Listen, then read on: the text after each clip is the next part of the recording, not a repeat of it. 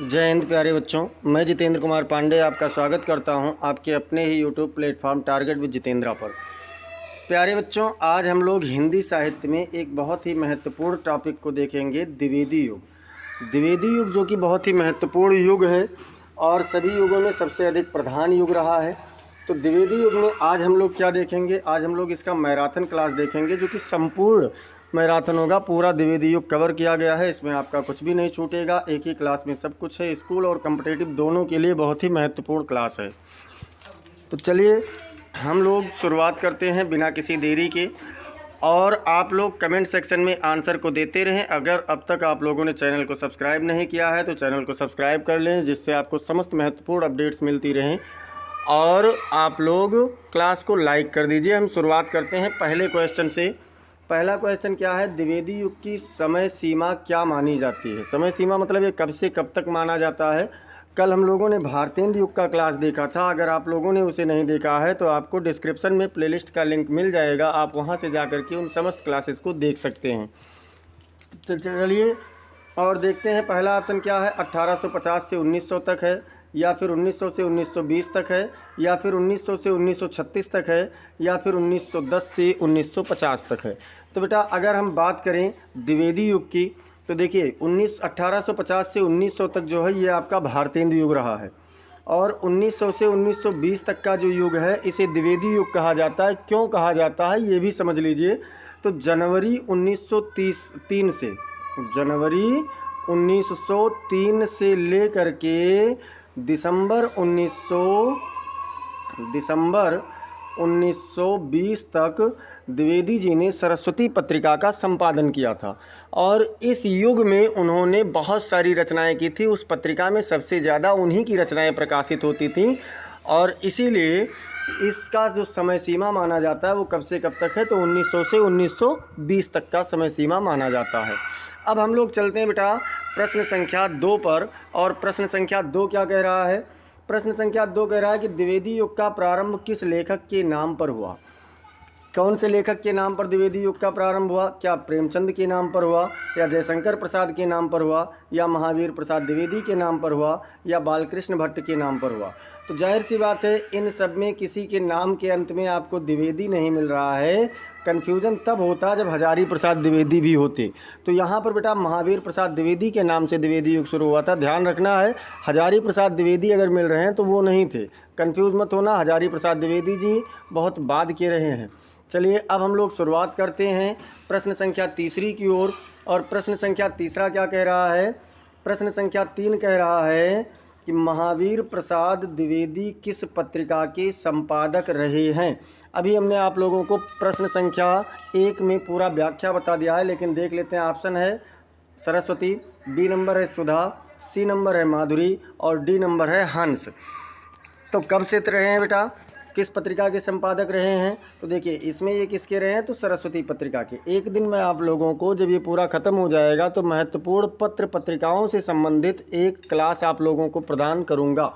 तो उसमें हम लोग देखते हैं ये कौन सा है बेटा। तो इसमें सरस्वती पत्रिका के संपादक रहे हैं कब से, तो जनवरी 1903 से लेकर के दिसंबर 1920 तक, यानी कि पूरे 17 साल तक, 17-18 साल तक उन्होंने सरस्वती पत्रिका का संपादन किया है। अब हम लोग चलते हैं प्रश्न संख्या 4 की ओर। प्रश्न संख्या 4 कह रहा है सरस्वती पत्रिका किस वर्ष से महावीर प्रसाद द्विवेदी के संपादन में आई। लीजिए ये भी प्रश्न अभी मैंने आप लोगों को व्याख्या में इसके पहले वाले में ही बताया है। तो क्या 1900 से आई है, या 1903 से आई है, या 1905 से, या 1907 से। तो अभी हमने क्या बताया है, अभी हमने बताया था कि जनवरी 1903 से ये इनके संपादन में आई है। तो कौन सा ऑप्शन सही होगा बेटा, बी वाला ऑप्शन सही होगा। प्रश्न संख्या 5 कह रहा है कि द्विवेदी युग की प्रमुख विशेषता क्या थी। क्या इसमें श्रृंगारवाद था, या फिर रहस्यवाद था, या फिर सामाजिक सुधारवाद है, या फिर छायावाद है। कौन सा है, तो इसमें अगर हम बात करें बेटा तो द्विवेदी युग हो चाहे भारतेंदु युग हो, यानी आधुनिक काल में सामाजिक सुधार अगर आपको मिल रहा है तो सामाजिक सुधारों की बात बहुत ज़्यादा की गई है द्विवेदी और भारतेंदु युग में। तो ये कौन सा ऑप्शन सही हो जाएगा, ऑप्शन नंबर सी आपका बिल्कुल सही हो जाएगा। प्रश्न संख्या 6 देखते हैं क्या कह रहा है। प्रश्न संख्या 6 कह रहा है कि निम्नलिखित में से कौन सा द्विवेदी युग का कवि नहीं है। द्विवेदी युग का कवि नहीं है, ये नहीं पूछ रहे कि कौन है। तो क्या मैथिली शरण गुप्त नहीं है, या फिर बालकृष्ण भट्ट शर्मा नवीन नहीं है, या फिर प्रेमचंद नहीं है, या फिर हरिऔध नहीं है। तो बेटा पहली बात तो प्रेमचंद जी की कविताएं शायद कोई हों, और नहीं तो ज़्यादातर उनके उपन्यास और कहानियाँ ही मिली हैं। लेकिन ये सभी मतलब मुंशी प्रेमचंद जी भी संबंधित थे द्विवेदी युग से, थोड़ा बहुत इन्होंने प्रसाद मतलब छायावाद युग में भी किया है रचनाएं। हरिऔध जी तो द्विवेदी युग के थे ही, और मैथिली शरण गुप्त जी भी द्विवेदी युग के थे। बालकृष्ण शर्मा नवीन जो हैं ये द्विवेदी युग के नहीं हैं। तो ये द्विवेदी युग के नहीं हैं तो फिर हैं किस युग के, तो ये जानना जरूरी है कि किस युग के हैं। तो ये बेटा हैं प्रगतिवाद युग के। कौन से युग के हैं बालकृष्ण शर्मा नवीन? ये आपके प्रगतिवाद युग के हैं, इसीलिए द्विवेदी युग के नहीं आएंगे। प्रश्न संख्या 7 देखते हैं क्या कह रहा है। प्रश्न संख्या 7 कह रहा है कि द्विवेदी युग की भाषा की प्रमुख विशेषता क्या थी। कौन सी भाषा थी? क्या उर्दू मिश्रित था, या संस्कृत निष्ठ खड़ी बोली था, या फिर फारसी मिश्रित ब्रज भाषा है, या फिर अवधी मिश्रित हिंदी है। तो बेटा द्विवेदी युग में देखिए खड़ी बोली के जनक कहे जाते हैं भारतेंदु हरिश्चंद्र जी, लेकिन उस बोली के परिमार्जक कहे जाते हैं, उसको और शुद्धतम रूप में लाने वाले कौन कहे जाते हैं? वो द्विवेदी जी कहे जाते हैं। अर्थात संस्कृतनिष्ठ खड़ी बोली ही इसकी प्रमुख भाषा रही है और विशेषता भी रही है। तो बी वाला विकल्प आपका बिल्कुल सही जवाब हो जाएगा। अब देखते हैं प्रश्न संख्या 8 की ओर। प्रश्न संख्या 8 क्या कह रहा है? प्रश्न संख्या 8 कह रहा है भारत भारती किसकी रचना है। भारत भारती किसकी रचना है? तो क्या है मैथिली शरण गुप्त की रचना है, या हरिऔध की है, या फिर द्विवेदी जी की है, या फिर जयशंकर प्रसाद जी की है। तो बेटा भारत भारती जो है ये मैथिली शरण गुप्त जी की है। भारत भारती, यशोधरा, ये सभी रचनाएं किसकी हैं? ये इनकी हैं। जयद्रथ वध, ये सब रचनाएं मैथिली शरण गुप्त जी की हैं। हरिऔध जी की बात करें तो प्रिय प्रवास है, वैदेही वनवास है, ठीक है। ये किसकी रचनाएं हैं? चोखी चौपदी, चुभती चौपदी, ये सभी रचनाएं हैं अयोध्या सिंह उपाध्याय हरिऔध जी की। महावीर प्रसाद द्विवेदी जी की आप लोगों को कमेंट में बताना है। और जयशंकर प्रसाद जी का आंसू, झरना, लहर, कामायनी, ये सभी किसकी रचना है? तो ये सब जयशंकर प्रसाद जी की रचना है। प्रश्न संख्या 9 देखते हैं। प्रश्न संख्या 9 कह रहा है प्रिय प्रवास के रचयिता कौन है। क्या रामधारी सिंह दिनकर जी हैं, या अयोध्या सिंह उपाध्याय हरिऔध हैं, या फिर भारतेंदु हरिश्चंद्र जी हैं, या फिर जयशंकर प्रसाद जी हैं। तो बेटा अभी मैंने बताया दिनकर जी की रचनाएं देख लीजिए, तो उर्वशी है, पुररवा है, अभिनव मनुष्य है, ये सभी इन्हीं की रचनाएं हैं। और परशुराम की प्रतीक्षा है, ये सभी उनकी रचनाएं हैं। अयोध्या सिंह उपाध्याय हरिऔध जी का है प्रिय प्रवास, और ये इन्हीं की रचना है। भारतेंदु जी का है प्रेम माधुरी, प्रेम प्रसंग, प्रेम प्रलाप, ये सभी भारतेंदु हरिश्चंद्र जी की रचनाएं हैं।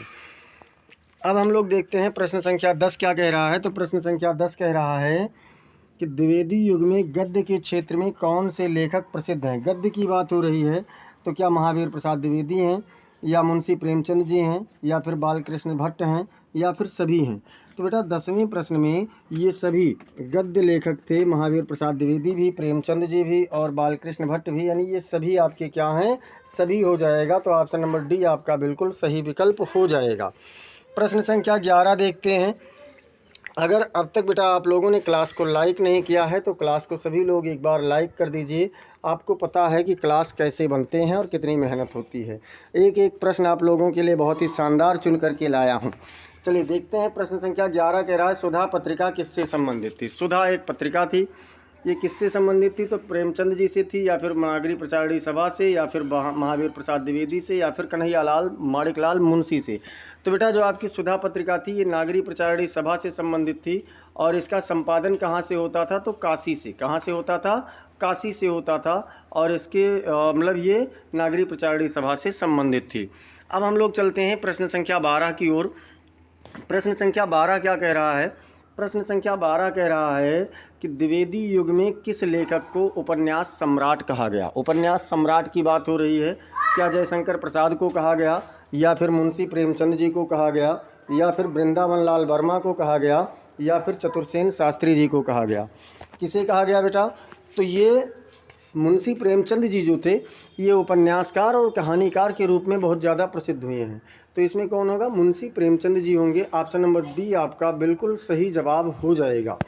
अब हम लोग चलते हैं प्रश्न संख्या 13 की ओर। प्रश्न संख्या 13 कह रहा है कि निर्मला किसकी कृति है। ये प्रश्न पूछा गया है कंपटीशन में भी और बोर्ड परीक्षा में भी पूछा गया है कि निर्मला किसकी कृति है। क्या ये हरिऔध जी की है, या प्रेमचंद जी की है, या फिर महावीर प्रसाद द्विवेदी जी की है, या फिर प्रसाद अर्थात जयशंकर प्रसाद की बात हो रही है। तो ये किसकी रचना है बेटा? तो जो निर्मला है ना, निर्मला, पहली बात तो आप लोग जान लीजिए ये उपन्यास है। क्या है? ये उपन्यास है। और कौन सा उपन्यास है, किसका उपन्यास है? ये उपन्यास है बेटा, ये किसका उपन्यास है? तो ये है प्रेमचंद जी का। प्रेमचंद जी के प्रमुख उपन्यास हैं, जैसे कि है गबन गोदान, सेवा सदन, ये तो आप सब लोग जानते हैं। कर्मभूमि भी है और निर्मला भी इन्हीं का उपन्यास है। तो निर्मला किसकी कृति है? निर्मला प्रेमचंद जी की कृति है। अब हम लोग चलते हैं प्रश्न संख्या 14 की ओर। प्रश्न संख्या 14 क्या कह रहा है कि द्विवेदी युग में कौन सा काव्य तत्व प्रधान रहा है? काव्य तत्व की बात हो रही है। क्या रहस्यवाद प्रधान रहा, या फिर श्रृंगार प्रधान रहा, या फिर राष्ट्रवाद, या फिर प्रकृति चित्रण? तो द्विवेदी युग की बात करें बेटा, तो ये द्विवेदी युग 1900 से 1920 तक का जो शासनकाल रहा है, समय काल रहा है, ये अंग्रेज़ों का शासन था। और उस समय क्रांतियाँ और आंदोलन बहुत ज़्यादा चल रहे थे, तो इसलिए यहाँ पर राष्ट्रवाद की भावना को बहुत ज़्यादा लिया गया था। इसी में मैथिली शरण गुप्त जी थे, जिन्हें राष्ट्रकवि की भी संज्ञा दी गई थी। तो इसमें कौन सा विकल्प सही होगा? सी वाला विकल्प आपका बिल्कुल सही जवाब हो जाएगा। प्रश्न संख्या 15 कह रहा है कि मैथिली शरण गुप्त को किस उपाधि से अलंकृत किया गया? मैथिली शरण गुप्त को क्या राष्ट्रकवि कहा गया, या उपन्यास सम्राट कहा गया, या लोक कवि, या फिर भाषा गुरु? अभी अभी मैंने बताया है कि इन्होंने, मैथिली शरण गुप्त जी ने राष्ट्र प्रेम से संबंधित बहुत सारी कविताएं लिखी है, भारत भारती वगैरह, इसीलिए इन्हें क्या किया गया? राष्ट्रकवि की सम्मान दिया गया है। अब हम लोग बात करेंगे प्रश्न संख्या 16 के बारे में। प्रश्न संख्या 16 कह रहा है कि साकेत काव्य का विषय क्या है? साकेत किसकी रचना है? तो मैथिली शरण गुप्त जी की रचना है। पहले तो ये जानिए, और है क्या? तो ये महाकाव्य, खंडकाव्य है, और महाकाव्य है। और है क्या? तो महाभारत से संबंधित है, या फिर श्री राम की पत्नी उर्मिला से संबंधित है। सॉरी, यहाँ पर गलत हो गया, श्री राम नहीं होना चाहिए, लक्ष्मण जी होना चाहिए। क्या होना चाहिए बेटा? ये मिस हुआ है, टाइपिंग एरर हुआ है। मतलब लक्ष्मण की पत्नी उर्मिला से संबंधित है, या फिर कृष्ण लीला से संबंधित है, या फिर भारतवर्ष का इतिहास है। तो ये किससे संबंधित है बेटा? लक्ष्मण की पत्नी उर्मिला से संबंधित है। शिशिर न फिर गिरवन में, या फिर और है मुझे फूल मत मारो, ये सभी कहाँ से लिए गए हैं? तो ये सभी साकेत से लिए गए हैं, ये उसी से संबंधित है। अब हम लोग चलते हैं प्रश्न संख्या 17 की ओर। प्रश्न संख्या 17 कह रहा है प्रिय प्रवास किस शैली में लिखा गया है? अर्थात प्रिय प्रवास कैसे लिखा गया है? क्या मुक्तक छंद है, या फिर छंदबद्ध का महाकाव्य है, या फिर गद्य है, या फिर एकांकी है? प्रिय प्रवास किसने लिखा है? आप लोग कमेंट में बताइए। और मैं बता दूं, ये आपका प्रिय प्रवास जो है ये छंदबद्ध महाकाव्य है, और प्रिय प्रवास को ही हिंदी खड़ी बोली का प्रथम महाकाव्य कहा जाता है। मतलब हिंदी खड़ी बोली का प्रथम महाकाव्य, खड़ी बोली का प्रथम महाकाव्य, इसे हिंदी खड़ी बोली का प्रथम महाकाव्य कहा जाता है। लिखा किसने है? तो लिखा है अयोध्या सिंह उपाध्याय हरिऔध ने। किसने लिखा बेटा? अयोध्या सिंह उपाध्याय हरिऔध ने। अगला प्रश्न आप लोगों का है कि राजा भोज का सपना किसकी रचना है? क्या बालकृष्ण भट्ट का है, या द्विवेदी जी का है, या प्रेमचंद जी का है, या शरद चंद्र जी का है? तो मैं बता दूं बेटा, ये सारे ऑप्शन आपके गलत हैं, ये सारे ऑप्शन गलत हैं। यहाँ पर मुझसे चाहे कह लो प्रिंटिंग एरर हुई है, या फिर भूल हुआ है। इसके जो आपके मतलब राजा भोज का सपना है, ये राजा शिव प्रसाद सितारे हिंद का है। किसका है? राजा शिव प्रसाद सितारे हिंद, शिव प्रसाद सितारे हिंद की रचना है ये।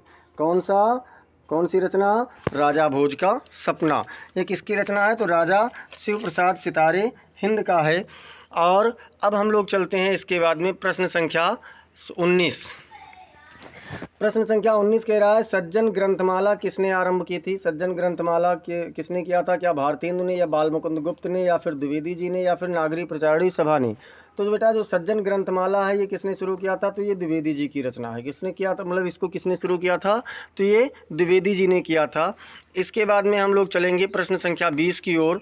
प्रश्न संख्या 20 कह रहा है कि द्विवेदी युग में किस विधा का विशेष विकास हुआ? कौन से विधा का विशेष विकास हुआ? क्या नाटक का हुआ, या फिर एकांकी का, या फिर निबंध का, या फिर हास्य व्यंग का? तो बेटा इसमें सबसे ज़्यादा विकास हुआ है निबंध का। द्विवेदी युग में किसका विकास हुआ है? सबसे ज़्यादा निबंध का विकास हुआ है। अब इसके बाद में चलेंगे प्रश्न संख्या 21 की ओर। प्रश्न संख्या 21 कह रहा है, द्विवेदी युग में किस आंदोलन का प्रभाव पड़ा? कौन से आंदोलन का प्रभाव पड़ा? क्या स्वदेशी आंदोलन का, या फिर सत्याग्रह का, या फिर भारत छोड़ो आंदोलन का, या फिर असहयोग आंदोलन? असहयोग आंदोलन 1920 में शुरू हुआ था, तो इसलिए ये तो हो नहीं सकता। भारत छोड़ो आंदोलन 1942 में शुरू हुआ था, तो ये भी नहीं हो सकता। अब बात करें सत्याग्रह, तो सत्याग्रह कौन सा सत्याग्रह? अगर हम चंपारण सत्याग्रह भी ले लें तो चंपारण सत्याग्रह कब शुरू हुआ था बेटा? 1917 में। तो चंपारण सत्याग्रह भी आपका नहीं होगा, ये अंतिम समय था। स्वदेशी आंदोलन 1905 में शुरू हुआ था, और स्वदेशी आंदोलन 1905 में शुरू होने के कारण यही आपका विकल्प सही होगा। इसी का प्रभाव सबसे ज़्यादा पड़ा है द्विवेदी युग पर। अब हम लोग चलेंगे प्रश्न संख्या 22 की ओर। प्रश्न संख्या 22 कह रहा है, सरस्वती पत्रिका किस प्रकाशन से प्रकाशित होती थी? प्रकाशन की बात पूछा जा रहा है। कौन प्रकाशक करता था, संपादक कौन था, वो नहीं पूछा गया। संपादक कौन थे? तो महावीर प्रसाद द्विवेदी थे। और किस प्रकाशन से होता था? क्या राजकमल प्रकाशन से होता था, या भारत पुस्तक भंडार से, या भारतीय प्रेस प्रयाग से, या फिर ज्ञानोदय से? तो ये किससे होता था बेटा? भारतीय प्रेस प्रयाग से होता था। सी वाला विकल्प आपका बिल्कुल सही जवाब हो जाएगा। प्रश्न संख्या 23 कह रहा है, द्विवेदी युग के लेखकों की रचनाओं का प्रमुख उद्देश्य क्या था? अर्थात ये समझ लीजिए विशेषता है। क्या केवल मनोरंजन था, या राष्ट्र निर्माण और सामाजिक सुधार था, ये रहस्यवाद था, या फिर श्रृंगार की प्रधानता थी? तो ये किससे संबंधित था बेटा? ये था राष्ट्र निर्माण और सामाजिक सुधार से संबंधित था। ऑप्शन नंबर बी आपका यहाँ पर बिल्कुल सही आंसर हो जाएगा। प्रश्न संख्या 24 देख लीजिए। प्रश्न संख्या 24 बहुत ही महत्वपूर्ण प्रश्न है, जो कि पूछा गया है। लोग इसमें बहुत कंफ्यूज होते हैं। पूछा गया है कि प्रेमचंद की प्रारंभिक लेखनी किस भाषा में थी? मतलब वो पहले किस भाषा में लिखते थे? क्या वो हिंदी में लिखते थे, या फिर उर्दू में लिखते थे, या फिर फारसी में लिखते थे, या फिर ब्रज भाषा में लिखते थे? मुंशी प्रेमचंद जी हिंदी के लेखक हैं, बहुत महान लेखक हैं, बहुत प्रसिद्ध लेखक हैं। इन्हें कलम का जादूगर, कलम का सिपाही भी कहा जाता है। और ये किसने लिखा? ये इनकी पहली भाषा जो शुरुआत में इन्होंने लिखना शुरू किया था वो उर्दू में लिखना शुरू किया था, बाद में हिंदी में आए थे। तो बी वाला विकल्प आपका बिल्कुल सही जवाब हो जाएगा। प्रश्न संख्या 25 कह रहा है, द्विवेदी युग में महिलाओं की स्थिति पर कौन सी रचना केंद्रित है? कौन सी रचना महिलाओं की स्थिति पर लिखी गई है? क्या सेवा सदन है, या फिर करबला है, या फिर चंद्रकांता है, या फिर मानसरोवर है? तो बेटा अगर इसकी बात करें कि महिलाओं की स्थिति पर, तो वो कौन सी रचना है? सेवा सदन। सेवा सदन रचना जो है ये महिलाओं की स्थिति पर है। तो ये आपका ऑप्शन नंबर ए बिल्कुल सही जवाब होगा। प्रश्न संख्या 26 देखते हैं। प्रश्न संख्या 26 कह रहा है कि सरस्वती के अतिरिक्त कौन सी पत्रिका द्विवेदी युग में चर्चित थी? बात चर्चा की हो रही है। अभी हमने इससे पहले भी चर्चा में रखा है उस पत्रिका को। क्या चांद था, या फिर सुधा है, या फिर हंस है, या फिर माधुरी है? माधुरी होना चाहिए, मधुरी लिखा हुआ है। तो द्विवेदी युग में सरस्वती के अतिरिक्त जो सबसे चर्चित पत्रिका थी वो थी सुधा। सुधा कहाँ से? ये थी नागरी प्रचारणी सभा से। कवि वचन सुधा भी इसको कहा जाता था, या सुधा कहा जाता था। तो ये आपका काशी से संपादित होता था। बी नंबर इसके लिए बिल्कुल सही जवाब होगा। अब हम लोग चलते हैं प्रश्न संख्या 27 देखते हैं क्या है। प्रश्न संख्या 27 कह रहा है कि द्विवेदी युग में प्रमुख रूप से किस प्रकार की कविता लिखी गई? कौन सी कविता थी? क्या रहस्यात्मक थी, या राष्ट्रभक्ति से ओतप्रोत मतलब भरी हुई थी, या फिर कामुक कविताएं होती थी, या फिर नीति आधारित होती थी? तो बेटा द्विवेदी युग में राष्ट्रभक्ति से ओतप्रोत कविताएं लिखी जाती थीं। तो बी वाला विकल्प आपका बिल्कुल सही जवाब हो जाएगा। अब हम लोग चलते हैं प्रश्न संख्या 28 की ओर। प्रश्न संख्या 28 कह रहा है कि सुधाकर द्विवेदी किस विद्या में प्रसिद्ध थे? सुधाकर द्विवेदी कौन सी विद्या में प्रसिद्ध थे? क्या कथा में प्रसिद्ध थे, या नाटक में प्रसिद्ध थे, या विज्ञान लेखन में, या कविता में? आप लोग यहाँ पर पक्का भ्रमित होंगे। आप सोचेंगे कि सुधाकर द्विवेदी की बात हो रही है, द्विवेदी युग की बात हो रही है, तो जाहिर सी बात है या तो ये कथाकार होंगे या फिर नाटककार होंगे। तो ये दोनों नहीं हैं। कविता यानी कवि होंगे, वो भी नहीं है। ये किससे संबंधित थे? ये विज्ञान लेखन से संबंधित थे। यहाँ पर ये भ्रमित करने वाला प्रश्न था जो आपको कन्फ्यूज़ कर सकता है, तो इसलिए आप इसको ज़रूर ध्यान रखना। अब हम लोग चलते हैं प्रश्न संख्या 29 की ओर। मैथिली शरण गुप्त की काव्य भाषा की विशेषता थी। कौन सी काव्य भाषा थी? क्या ब्रज मिश्रित था, या संस्कृत निष्ठ खड़ी बोली, या फारसी मिश्रित उर्दू था, या फिर देशज शब्दों की प्रधानता रही है? तो बेटा मैथिली शरण गुप्त की जब भाषा की बात करेंगे तो शुद्ध, परिमार्जित एवं संस्कृत निष्ठ खड़ी बोली की भाषा रही है मैथिली शरण गुप्त जी की, यानी बी वाला विकल्प इनका सही जवाब हो जाएगा। प्रश्न संख्या 30 देखते हैं क्या कह रहा है। प्रश्न संख्या 30 कह रहा है कि द्विवेदी युग की रचनाओं में किस प्रकार के पात्र प्रमुख होते थे।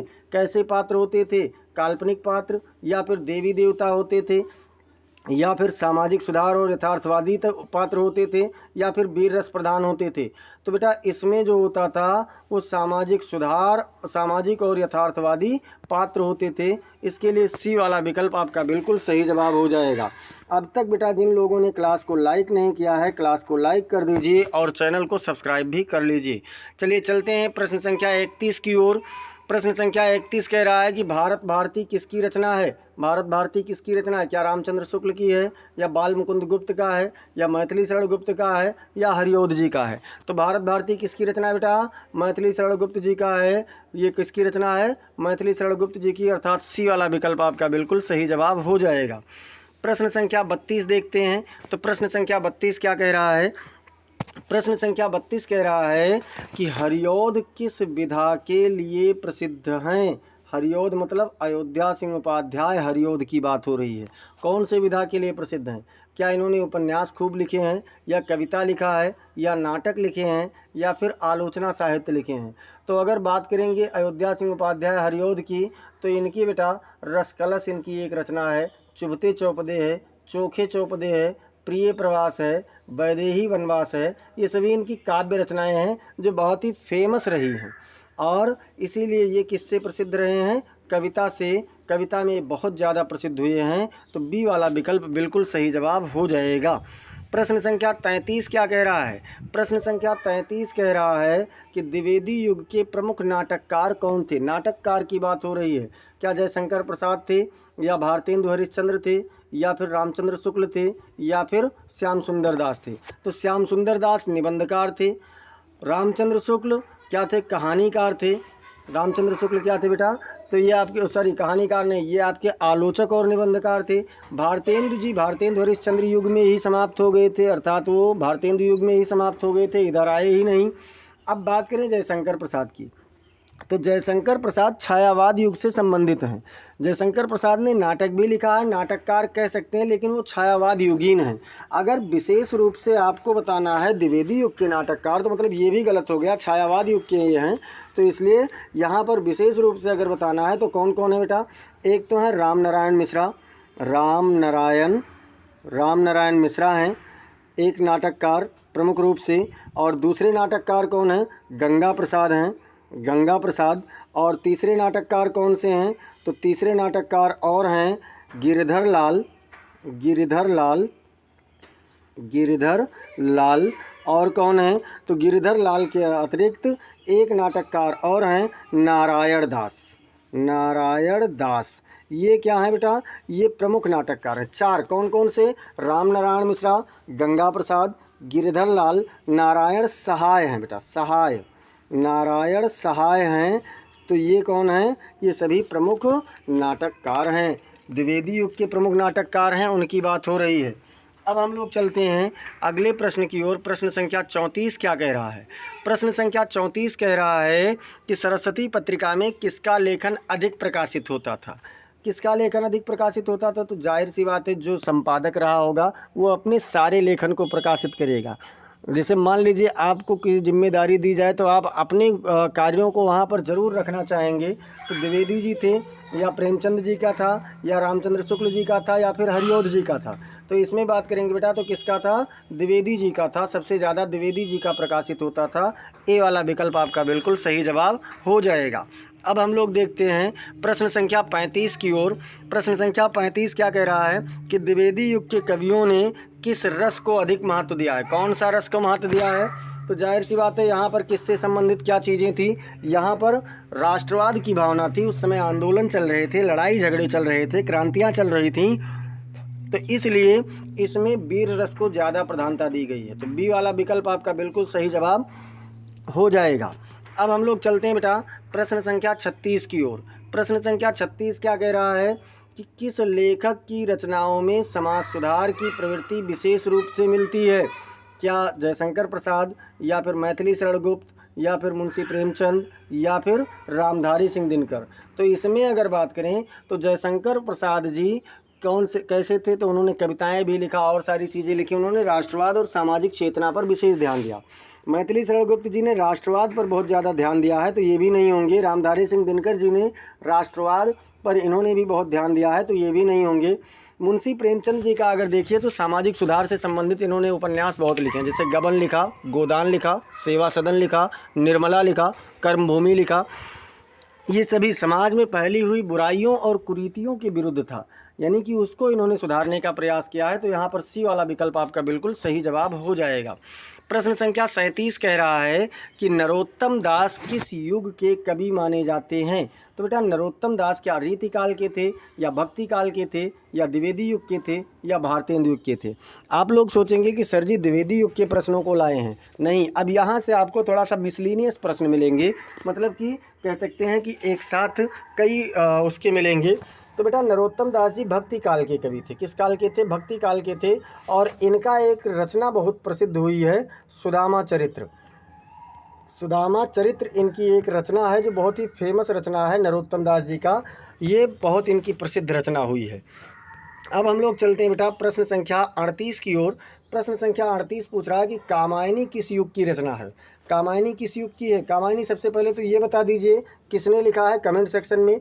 अब क्या ये भारतेंदु युग से संबंधित थी, या द्विवेदी युग से संबंधित थी, या फिर छायावाद युग से, या फिर प्रगतिवाद युग से? तो कामायनी बेटा छायावाद युग से संबंधित कविता थी।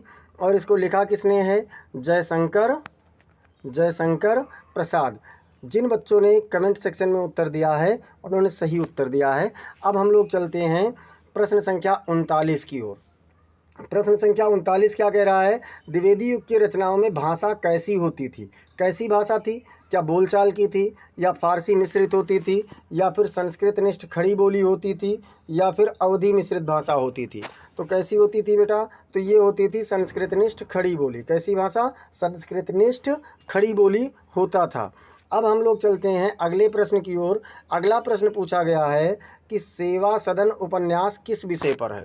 सेवा सदन क्या धार्मिक मुद्दे पर है, या फिर स्त्री जीवन की समस्याओं से संबंधित है, या फिर देशभक्ति से है, या फिर प्रेम कथा से है? तो बेटा सेवा सदन की अगर बात करें तो सेवा सदन स्त्री जीवन की समस्याएं से संबंधित उपन्यास है, इसलिए यहाँ पर आपका बी वाला विकल्प बिल्कुल सही आंसर हो जाएगा।